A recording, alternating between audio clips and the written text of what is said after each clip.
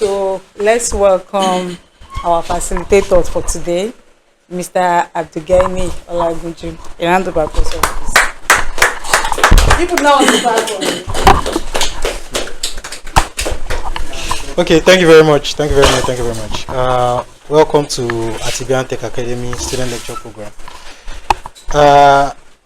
What we'll be doing today is reading and presenting tech projects with confidence, a guide to showcasing your skills with impact. I'm Olagunju Ganiy. I'm a software developer. I deal mostly on front end for both mobile and web application. Okay, so let's get into it. Why personal projects matter? Why do you want to build personal project? Like, what's the main aim? Why did you say that? Okay, I want to go into programming. I want to go into designing. What do I have to do? One of the things you have to do is building personal projects.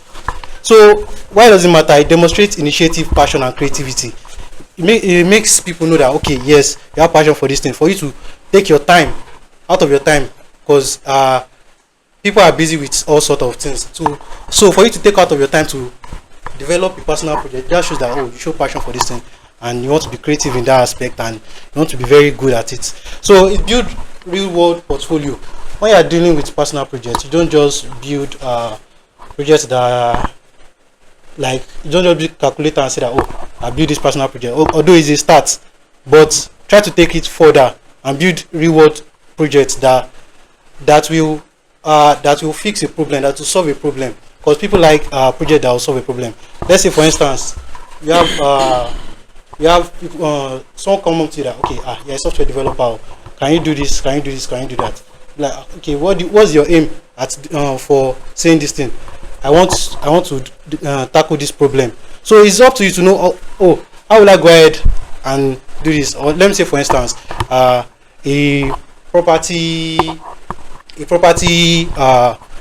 estate person come and say that, okay, they need a website. There are a lot of real estate websites out there, a lot of them, but how do you want the website to stand out? It's up to you to think for yourself that, okay, this is what I can add to it, and communicate with the investor or the real estate person. Like, this is so building projects like that will improve your portfolio. Your portfolio is your experience, your work, the things that you've done, to show that, okay, yes, I'm good at this, I can do this. So to stand out to recruiters and hiring manager, yes. Even I don't think you cannot apply for a job if you don't have a project that you work on. They'll just look at your CV and they'll just straight to one side, because in your CV, in your resume, you have to put that, okay, I did this, I work with this team, I build this thing, because it makes you stand out. It makes you like matter, like say that, okay, your application, this person should look at my application, you should see what I've done. Because if you don't have a project, like, what do you have to show for? Maybe that you're lying that, okay, you have this skill, but those projects shows the skills that you have and shows how you go about the skills. So to gain hands-on experience and applying new skills, okay, let's say you are a designer and you want to update your skills. You want to learn, let's say you want to learn front end. So what do? You don't just watch video. You have to like build projects to know that, okay, yes, I'm getting better at these skills, I'm getting good at these skills.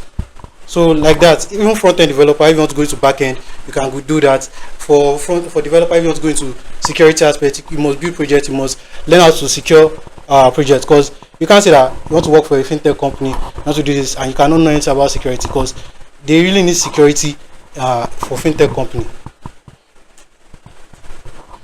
So choosing the right project idea.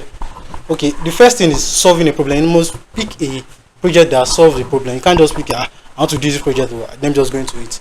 Or I saw this project on YouTube, I want to go into it. Although it's good to learn, use all those ones as learning to learn. But when you want to build a personal project for yourself, don't just go to YouTube and listen. You have to think with your own, you have to think by yourself, like, what can I do to update my skills? What can I do to like show recruiters that, if they review my resume, that this is what I've done and I really put my heart into it, I really show this one. So you have to think by yourself that because there's nobody that I won't say there's nobody here that don't have idea or two about one thing or the other. You have idea or two, but maybe it's because you don't think in depth about it. You don't take your time to gather information about it. That's why it's not on the surface. of your, it's not, you're not thinking about it at that moment. So pick a project that solve a problem. Start with real world challenges. We have a lot of challenges nowadays. We have like agent challenge, we have traffic challenge. Like, how can your skill impact those things? How can your skill make it better, make it easier for people? So learn a new stack. So you want to grow. Learning a new stack is an opportunity to grow. Like, you want to grow in your this thing. You see that I'm good at this thing already, and it's already getting boring for me. Like, let me improve myself, or the money I'm making from this thing is not enough. I need to upgrade myself to make more money. Because maybe you saw a job offer of, like, maybe I'm a developer, I saw a job offer of a cybersecurity firm that said that okay, they need a cybersecurity, and they are saying they are paying 1 million. I'll be like, hey, I can learn this thing. Maybe I just take my time and learn it. So if you want to learn a new stack, you need to build project to use as opportunity for you to grow, to show that okay, you are good at this thing. Because if you don't build project, people won't look at you. Like, if the RM manager see this thing, you apply for cybersecurity work, and you're on your project, they are saying developer, and they don't see any cybersecurity. It will sound absurd. It will sound like, why do you not apply? Instead, you just say that go for developer, go and apply for developer this thing. Because how you say that you want to apply for cybersecurity position, and you don't have any cybersecurity project or skills to show that okay, you did this thing. So it is very, very important when you are learning a new stack, always build a project. It serves as opportunity to grow. So align with your career goals, tailor it to your aspirations. So yes, you might want to be a freelancer in the future. So maybe what are those things that freelancer need to build? As a freelancer, you must be able to build like a developer. You must be able to do like an e-commerce website. Because I think now, it's not that I think, I know that now most people have businesses up and down.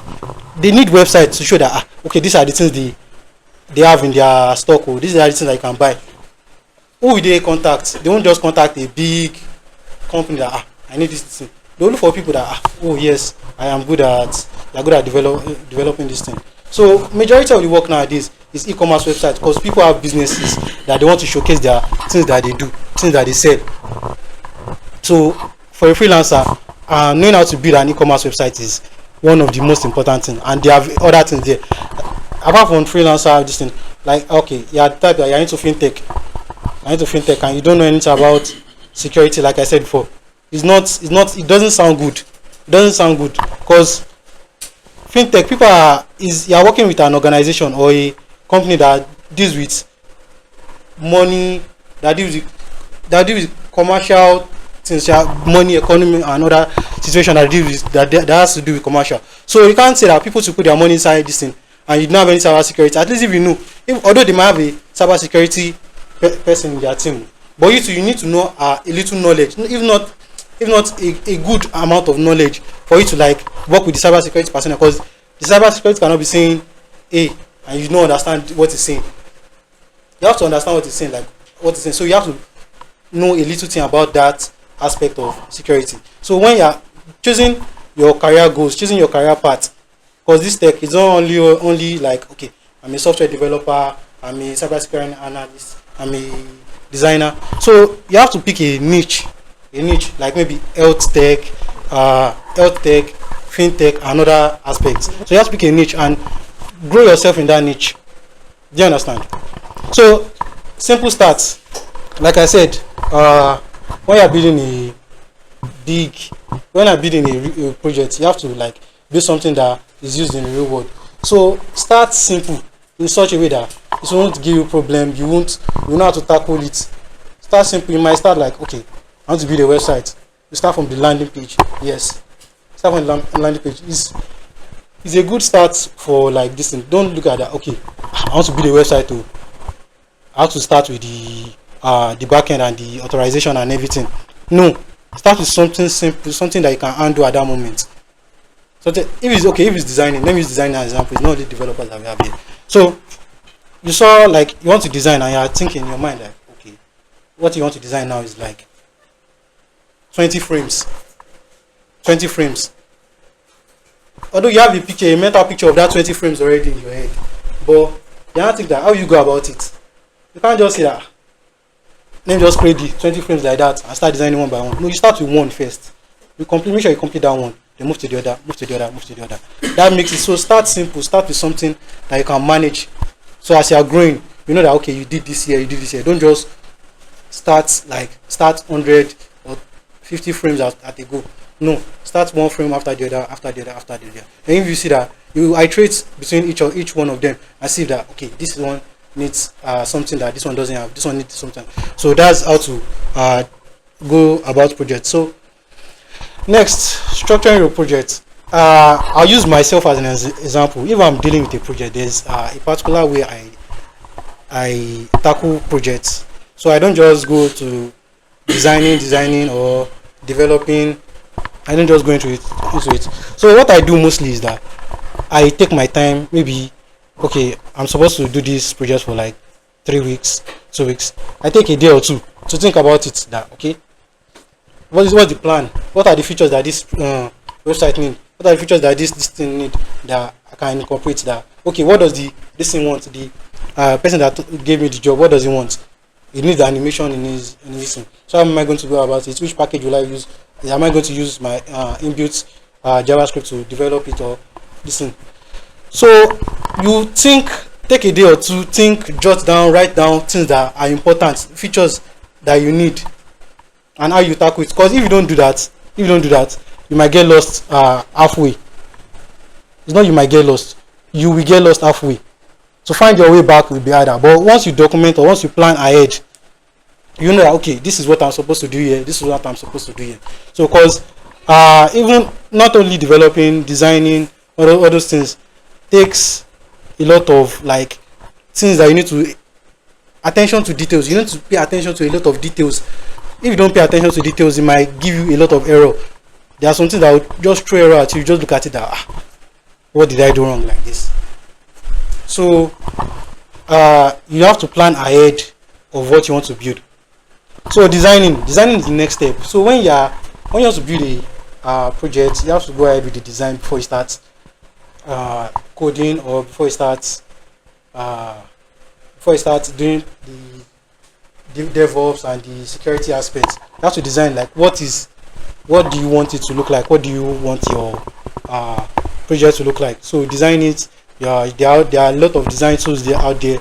There's Canva, there's Figma, there's Framer.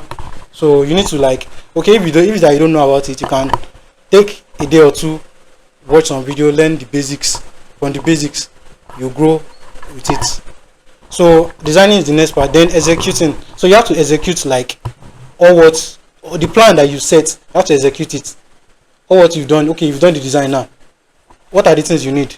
What are the features? So design is like okay, guideline and this thing, and you need to use to build the website. So execute those things that you need to do and break it into parts that you can manage. Don't just break it into big chunks. Okay, you can say okay, I'm building this website. I'm building this website. I break it into that the whole home page, and the whole home page has a lot of components that you use.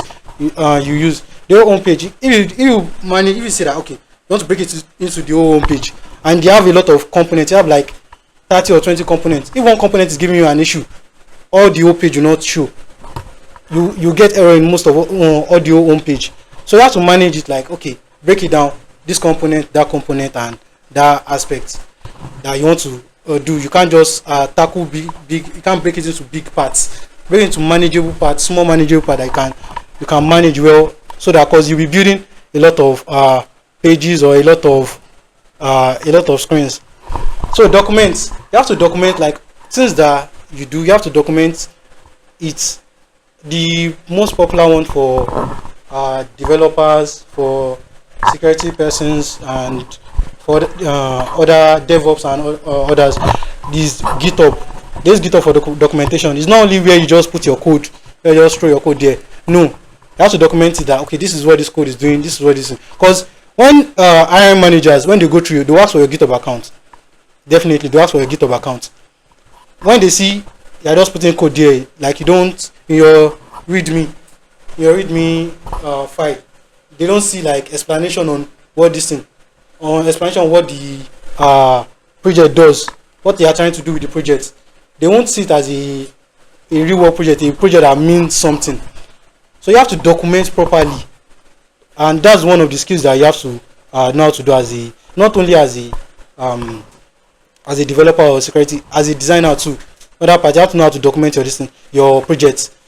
Example, like there's this thing, Behance, for the designers. You post your work there, you post things that you've done there.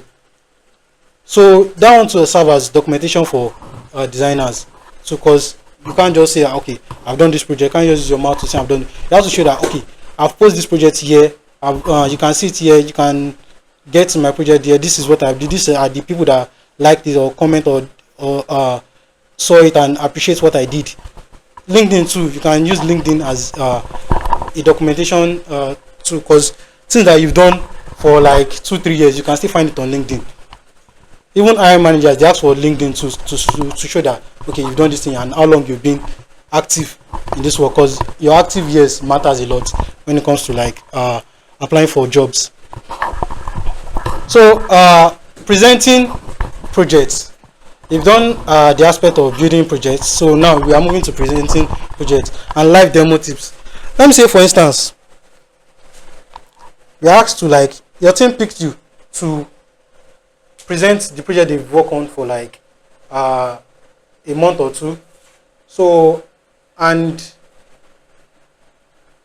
the investors really want to know like the things that, the features of what you built, or what your team built, starting from the designer to the developer to the security person. So it's a team, collective of different aspect of tech. It's not just only developer or security. So different aspects. So they want to know what it is. So first thing, you have to be clear in your, like, in what you say. You have to be clear, like, and be direct. Don't go through the corners. You have to be direct, because investors, they have money. They don't need you to waste their time. Their time is precious to them. It's very, very precious to them. So be clear, be direct. Don't go through the corner. If you go through the corner, they'll just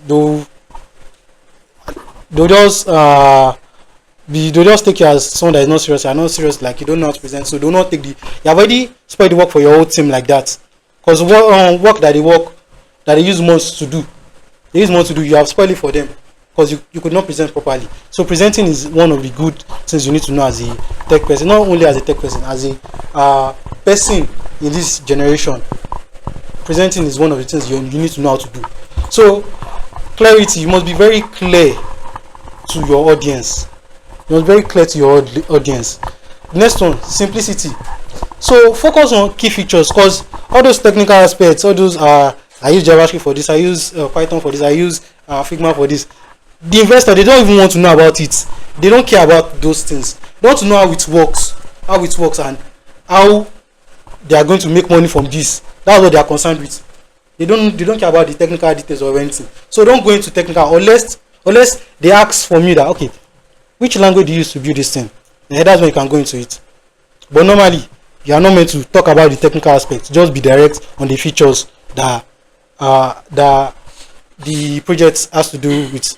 So the third one, handling error. So prepare for backup. Prepare for, like, because investors, they will pressure you. They will pressure you a lot. So always prepare.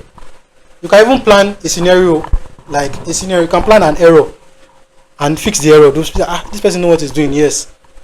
You can plan an error in your presentation and fix it yourself. This person knows what he's doing. So all those things like that, those are the things that help you, like, catch the attention of your audience.